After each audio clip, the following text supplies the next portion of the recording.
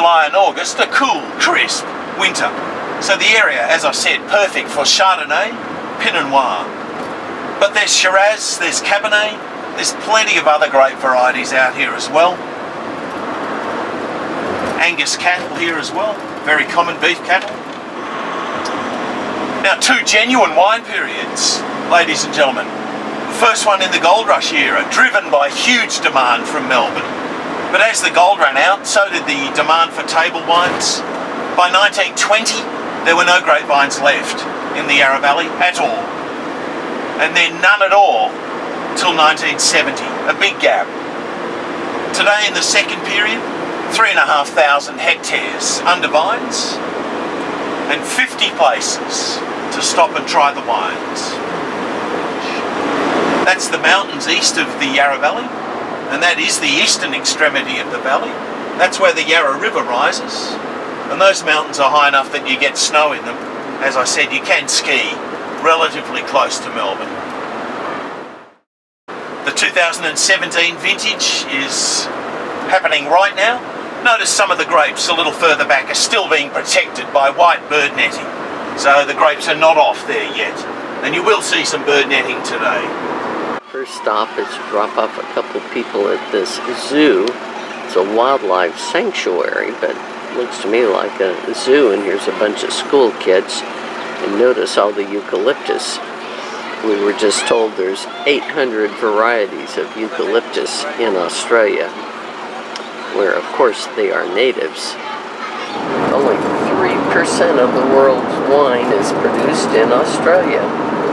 There's a lot on our grocery shelves though. And our driver here said that's because of good marketing. Mutation for Chardonnay and Pinot Noir. This is Oak Ridge. They make roughly 20,000 cases, or 20,000 dozen here. So small to, I guess, small to medium in the Yarra Valley.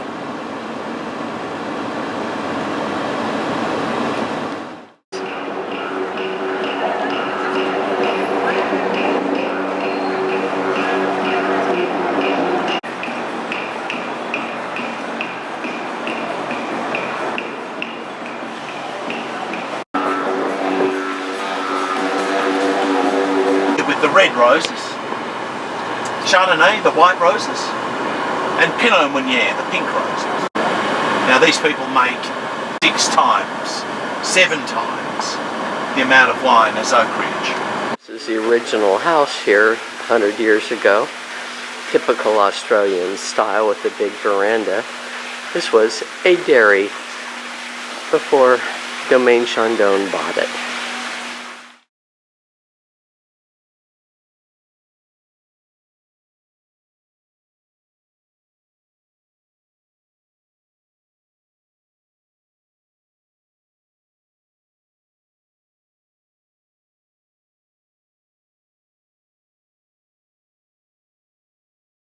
Our tour will be starting up here. New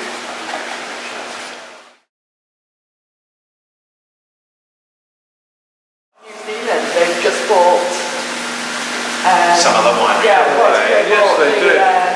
Cabernet. Okay. They bought Yeah, Cabernet. well, they'll probably continue with the Cloud Bay. They Yeah. really won't make.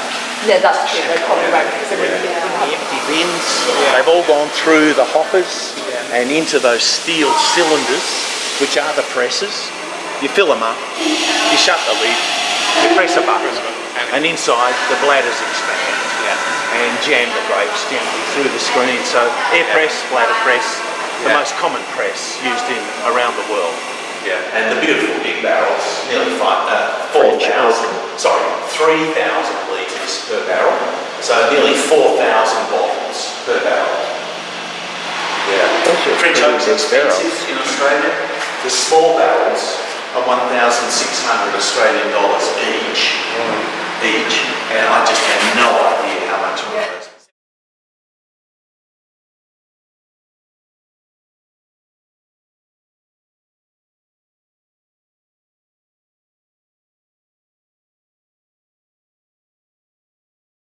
Get rid of that yeast after that extended yeast contact.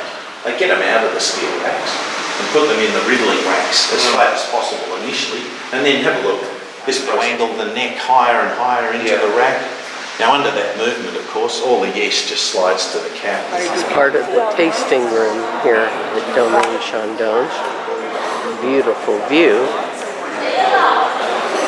Into this room, totally glass enclosed on 2 sides. Quite beautiful.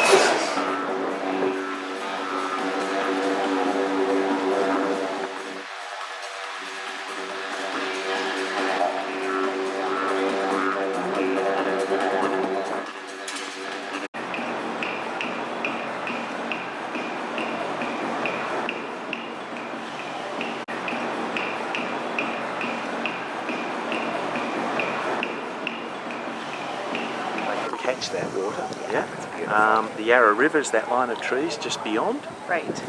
So if they needed to pump, maybe they could get a permit, you could pump some. Yeah. So it all adds up.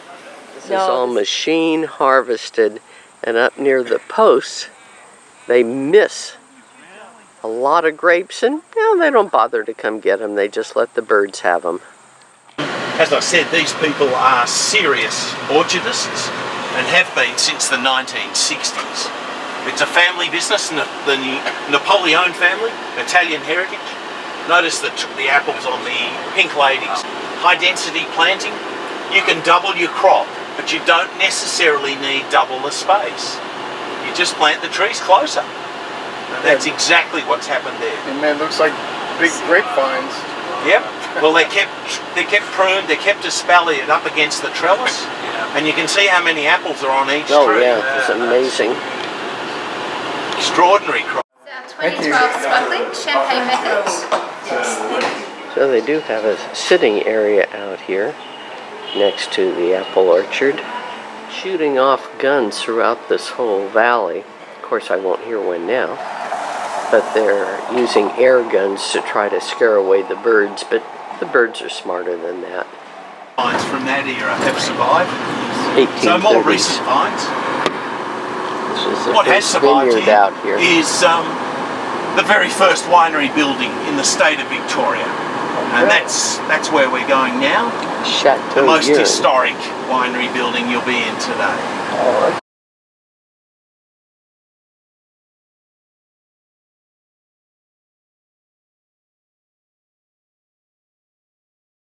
Of Switzerland, and that family's still very much alive in Australia. They're not involved here anymore, but they're still alive. Please come on. First vineyard winery in the Yarra Valley. Private tasting in the upstairs room, and then we're going to have lunch. Across the valley. Our host was born and raised in Boston and played baseball in the U.S. for several years. He sampled all these wines. This is a view from here. You can see grapes in the distance, and that's probably the restaurant. Look at the view from this restaurant, and the working winery is down below, under our feet. Looking east, which is the best exposure.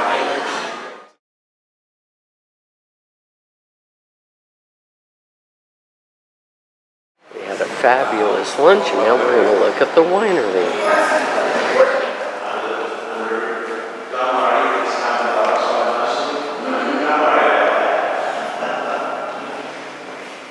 Oh yes, yeah, there are lots of birds in there. There are lots of birds in there, Stu. The swallows get into these buildings. You can't get them out. You can't get them out. These are also fermenting. And there's some smaller fermenting tanks back there. And then there's these huge, big tanks. I've never seen anything that big. Give you perspective. Some of these barrels hold about 900 gallons. This pond is above the barrel storage and helps keep it cool down below.